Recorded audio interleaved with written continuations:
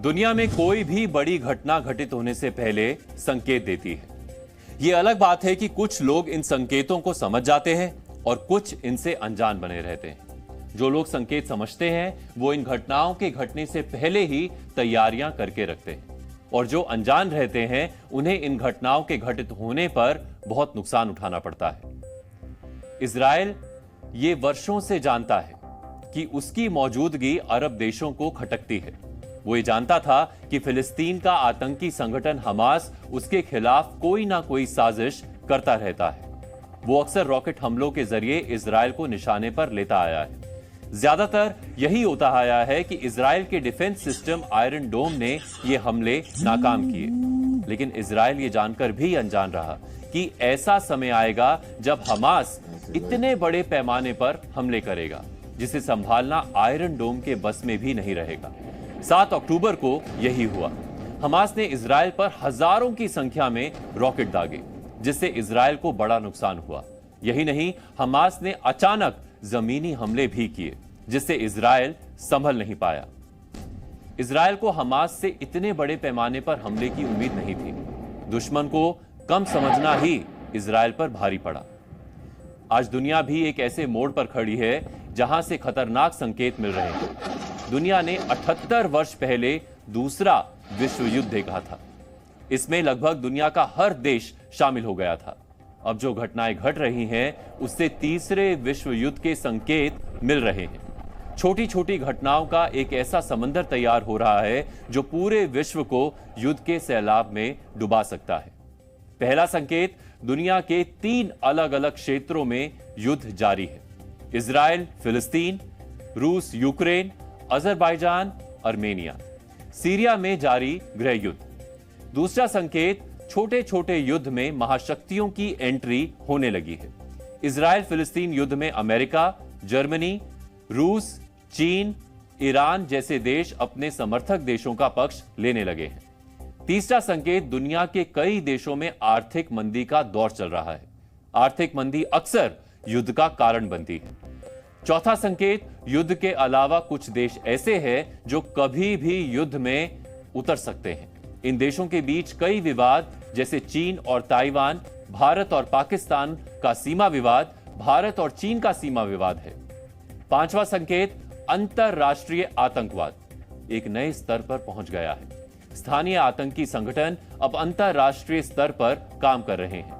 वो एक देश में मौजूद रहकर विश्व के किसी भी देश में अस्थिरता पैदा करने में सक्षम होने लगे हैं। यही नहीं, इन आतंकवादी संगठनों की कट्टर विचारधारा के समर्थक भी तेजी से बढ़े।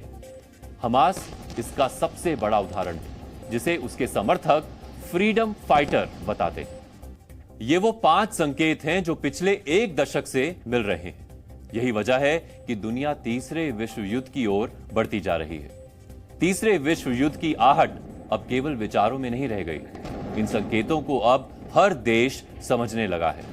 हमने आपको डीएनए में ही बताया था कि पिछले कुछ वर्षों में हमारी दुनिया मल्टीपोलर वर्ल्ड ऑर्डर की ओर बढ़ रही है, और इस नए वर्ल्ड ऑर्डर में सत्ता का एक केंद्र नहीं बल्कि दुनिया के कई देश क्षेत्रीय महाशक्ति बनने की ओर बढ़े हैं। इसकी वजह से अमेरिका, ब्रिटेन और यूरोपीय देशों का दबदबा कम हुआ है। यह एक बड़ी वजह है कि दुनिया के ऐसे शक्तिशाली देश जो आंतरिक रूप से अस्थिर हैं, वो युद्ध को न्योता दे रहे हैं। इसका पहला उदाहरण तो दुनिया के 3 अलग अलग क्षेत्रों में चल रहे युद्ध है। दरअसल इन युद्धों में शामिल देशों पर किसी भी महाशक्ति की बातों का कोई असर नहीं पड़ रहा। इसमें रूस और यूक्रेन के बीच चल रहा युद्ध, अजरबैजान और आर्मेनिया के बीच चल रहा युद्ध, और अब इजराइल और हमास के बीच चल रहा युद्ध शामिल है। पिछले करीब 18 महीनों से रूस और यूक्रेन के बीच युद्ध चल रहा है। रूस इसे स्पेशल मिलिट्री ऑपरेशन बता रहा है, वहीं यूक्रेन के लिए यह युद्ध अस्तित्व की लड़ाई है। यूक्रेन को अमेरिका समेत नाटो देशों का पूरा समर्थन है। यूरोपीय देश खुलकर यूक्रेन की मदद कर रहे हैं। वो आर्थिक मदद के अलावा सैन्य मदद भी दे रहे हैं। यह अलग बात है, यूक्रेन के साथ ये देश कंधे से कंधा मिलाकर युद्ध के मैदान में नहीं उतरे हैं, लेकिन वो रूस के खिलाफ यूक्रेन की मदद करके रूस को युद्ध में कमजोर कर रहे हैं। यूक्रेन का पक्ष लेकर इन देशों ने यह साफ कर दिया है कि वो रूस के खिलाफ है। अजरबैजान और आर्मेनिया के बीच पिछले 5 वर्षों के अंदर 3 बार युद्ध हो चुका है। ये दोनों देश सबसे पहले कोरोना महामारी के दौरान भिड़े थे। इस दौरान इस युद्ध में 2000 से ज्यादा लोगों की मौत हुई थी। ये जंग करीब 6 हफ्ते चली थी। दूसरी बार इन दोनों के बीच युद्ध वर्ष 2022 में हुआ। यह युद्ध करीब 1 हफ्ते चला था। इन दोनों देशों के बीच यह युद्ध नागोर्नो काराबाख इलाके पर कब्जे को लेकर शुरू हुआ था। इसमें करीब 250 लोगों की जानें गई थी। इस युद्ध में कई देशों ने अपने अपने पक्ष चुने थे, जिसमें अजरबैजान के पक्ष में इजराइल और पाकिस्तान, टर्की जैसे देश खड़े थे। वहीं आर्मेनिया की तरफ से रूस था। रूस ने तो आर्मेनिया में अपने मिलिट्री बेस भी बनाए हुए हैं। अब पिछले कुछ हफ्तों से एक बार फिर अजरबैजान और आर्मेनिया के बीच युद्ध जैसी स्थिति बन गई है, जो दुनिया के लिए तीसरे विश्व युद्ध की चिंगारी बन सकती है। 7 अक्टूबर को इजराइल पर फिलिस्तीनी आतंकी संगठन का हमला इजराइल को लंबे युद्ध के लिए भड़काने की वजह बना। पिछले 11 दिनों से इजराइल गाजा पट्टी पर लगातार हमले कर रहा है। यही नहीं, अब लेबनान सीमा पर भी वो आतंकी संगठन हिजबुल्लाह के साथ युद्ध में उतर चुका है। यह युद्ध पश्चिमी देशों और मिडिल ईस्ट के बीच युद्ध का बड़ा कारण बन सकता है। यानी दुनिया के लिए ये 3 युद्ध विश्व युद्ध के संकेत दे रहे हैं, जिसमें दुनिया का लगभग हर देश किसी एक देश का पक्ष ले रहा है। בשעה האחרונה בוצע ירי מלבנון לעבר היישוב שתולה. ישנם הרוג וכמה נפגעים בקרב אזרחינו. צה"ל הגיב בירי והשמיד עמדות חיזבאללה ואת מקור האש. כמו כן, בוצע ירי למוצב צבאי. אין נפגעים, גם שם צה"ל הגיב באש לעבר מקורות הירי. מדינת לבנון אחראית ותמשיך לשאת באחריות על הירי המבוצע משטחה בכל המזרח התיכון. וצה"ל יפעל בכל מקום במזרח התיכון למימוש האינטרסים הביטחוניים של מדינת ישראל. אנחנו במוכנות ודריכות גבוהה בכל הגזרות. בכל הגזרות. इजराइल ने सीधे शब्दों में मिडिल ईस्ट देशों को धमकी दी है। इजराइल के तेवर साफ हैं, वो ऐसे किसी भी देश को बख्शने के मूड में नहीं है जो उन पर हमला करेगा, फिर चाहे वो फिलिस्तीन हो, जॉर्डन हो, लेबनान हो, सीरिया हो या ईरान और टर्की। किसी ने भी अगर इजराइल पर हमला किया तो इजराइल पलटवार करने में देरी नहीं करेगा। इस पूरे युद्ध में ईरान एक ऐसा देश है जिसने आतंकी संगठन हमास का खुलकर समर्थन किया है। ईरान के सुप्रीम लीडर अली खामेनेई ने अपने एक बयान में कहा है कि अगर ज़ायोनी शासन यानी इजराइल के अपराध गाजा पट्टी पर जारी रहे तो मुसलमानों को उन पर हमले से कोई नहीं रोक सकता। खामेनेई ने हमास के आतंकी हमले के बाद इजराइल के पलटवार को देखते हुए यह चेतावनी दी है। ईरान ने इजराइल को चेतावनी दी है कि वो युद्ध को और ज्यादा ना बढ़ाए।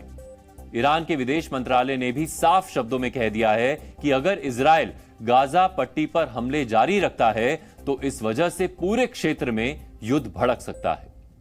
اگر چنانچه این جنایت ادامه پیدا کنه مسلمان ها بیتاب میشن، نیروهای مقاومت بیتاب میشن، کسی جلو اینا رو دیگه نمیتونه بگیره. اینو بدانن، توقع نکنن از کسانی که نگذارید فلان گروه فلان کارو بکنه. کسی نمیتونه جلو اینا رو بگیره وقتی بیتاب شدن.